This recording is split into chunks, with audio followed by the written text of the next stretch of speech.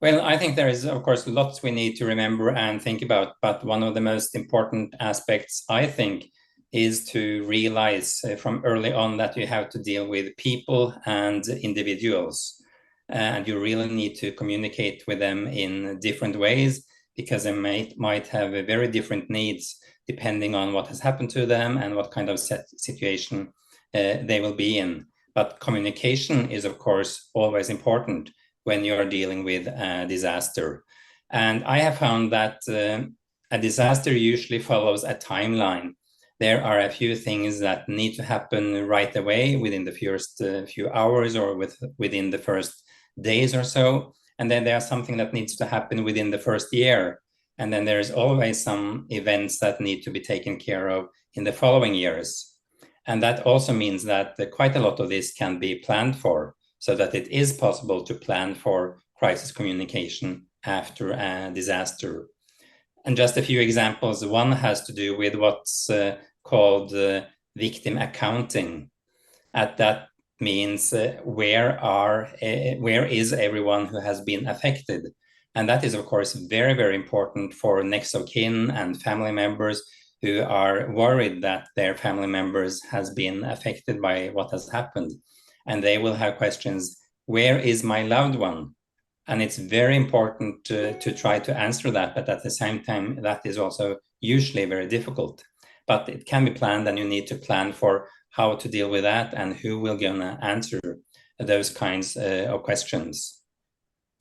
And we have seen many times, and especially unfortunately in the States where they have lots of school shootings, that scene can be quite chaotic. And I've seen many examples and pictures and videos from lots of parents arriving at the school, for example, where there has been a school shooting, where everyone is in panic trying to find what has happened to their loved ones. So if you can plan for that, that is, of course, very, very important.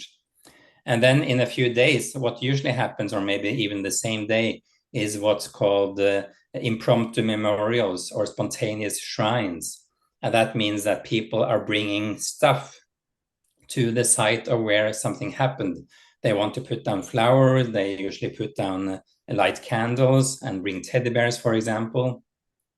And that too can be a challenge also regarding communication, because you need to find out how to communicate around everything that people are bringing and tell them where they can do it, and also give information about how long it will last, for example, and what will happen when it is taken down again. And my last question has to do, or advice maybe, has to do with also thinking about personal belongings. Because I've seen after a crisis that I have worked on, and I've read lots of books about that it's very, very important for family members to also get back family belongings from the people who either died or were hurt in a disaster. And many people don't think about it, but that also has its own challenges regarding communication.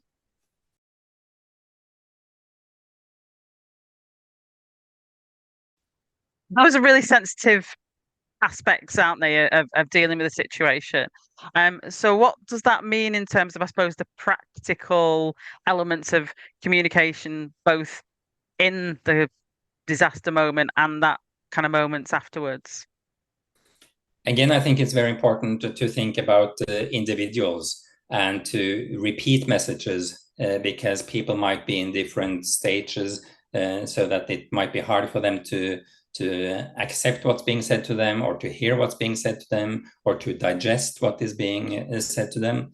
So you need to repeat messages, and you also need to follow up on fake news and rumors, because very sadly we have seen in many events, and I know also in Manchester at the arena bombing there were lots of fake news. So we as communicators need to follow up on that and have systems in place before something happens, so that we have a way of monitoring, and then also be very quick out there to correct information and give guidance as to where people can find the correct and verified information from authorities.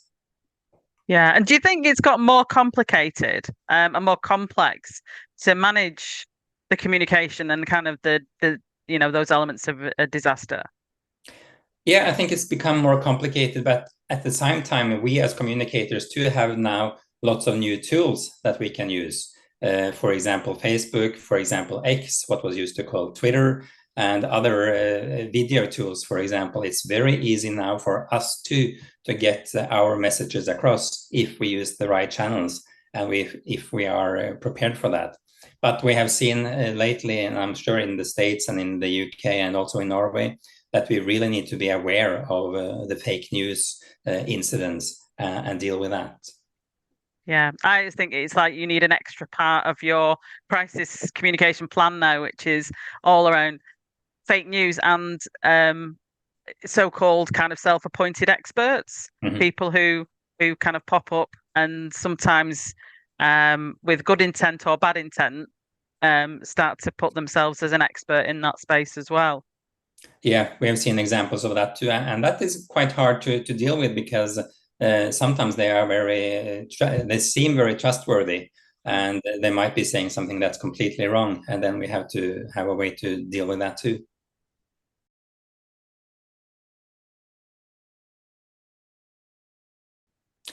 Well, some basic tips is that you really need to have enough people. I think it's very important to call in as many people as possible in the beginning so that you can deal with everything that happens right away. But you also need to think about in long terms, of course, and plan for your communication staff.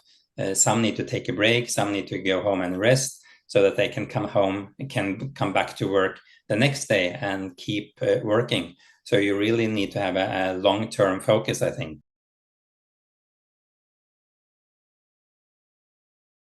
Another advice I would like to give is that it's vital to give important information to next of kin and family members first, after there has been a disaster where people have died or been hurt in a big accident.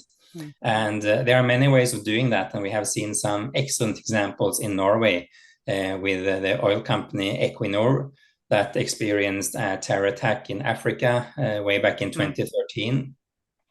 And they instituted they instituted hourly meetings for next of kin at the Family Assistance Center. And it was a top person, sometimes the CEO, sometimes a top manager, who came up and gave information once an hour about news, about what was happening. And that was always given to the family members before they sent out the press release or before they had the press conference.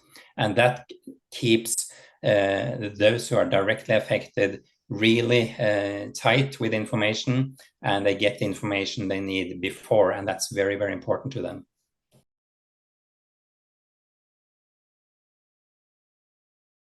Yeah, I think there are maybe 3 words that are always very important, and that has to do with always being honest in your communication, always being quick in your communication, be quick with the first messages, and always be compassionate. Always think about those people who have been affected by the crisis that we're talking about.